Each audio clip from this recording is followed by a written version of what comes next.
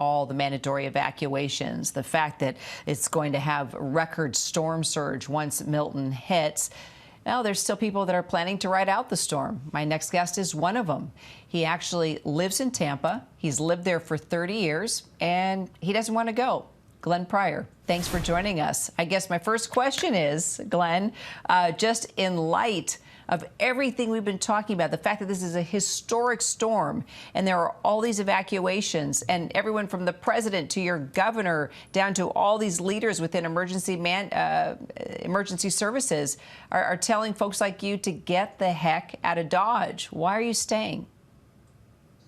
So great question, Kira. So as someone who's been a Florida resident, for over 30 years now, we typically get a lot of updates when it comes to hurricane season, and it's typically tiered on when people should evacuate. So we have different zones in the Tampa area, ranging from A to E.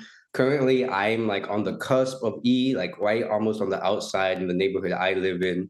And from recent news from the local government, they've started evacuating levels A and B. So people who typically live between C and D, they still want to take precautions and they still want to prepare with having sandbags and boarding up the windows, but we're not in that fully mandatory evacuation timeframe yet. All right, so you're literally living on the edge, no pun intended, of these zones. So what kind of preparations are you doing?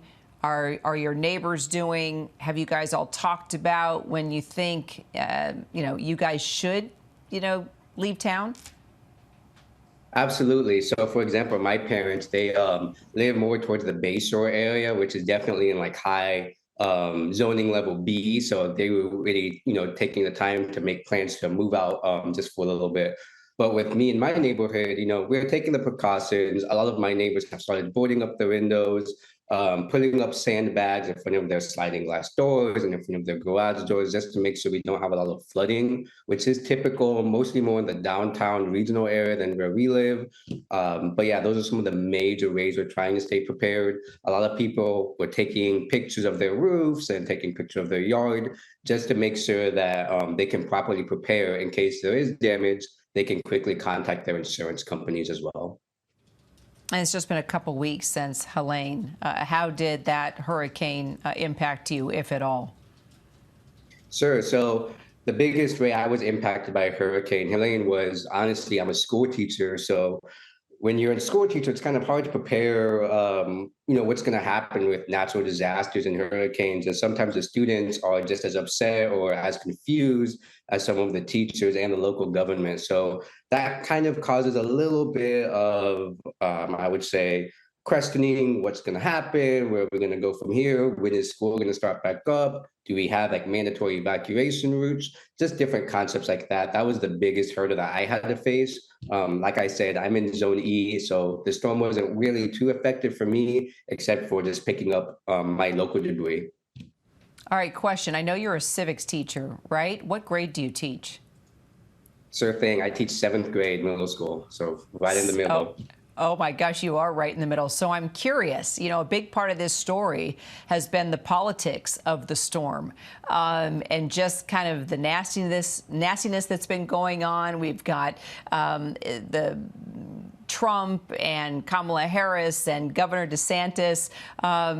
Trump has been putting a lot of misinformation out of there. VP Harris has been trying to combat that. I mean, I'm sure you've been following that side of things too. I'm just curious, once you get back into class, and hopefully it will be soon, we're not far from Election Day, are you going to talk about the politics of this storm in class? Oh, great question. I would say for someone like me, the best way to approach that type of situation is just to kind of keep a steady line straight through the middle, not trying to be biased one way or the other, but letting students know that there are politicians who do sometimes take advantage of natural disasters like this, and sometimes in a negative way. My biggest hope and something I would want to, model for my students going forward in the future is don't be swayed by certain politicians after there's a natural disaster or a hurricane. Think about what they're going to do beforehand, and if they're going to take the necessary steps to protect the citizens and make sure that they're safe and they provide all of the funding needed, not just at the state level, but also at the federal level as well. There we go. Teacher of the Year, Tampa resident Glenn Prier. Glenn, thanks so much for chatting with us. I hope you get back in the classroom soon. Awesome. Thank you so much for having me today. You bet. And if you're impacted by Hurricane Milton and in need of any help or resources, make sure you do call FEMA and its hotline, 1-800-621-3362. You can also download the FEMA app.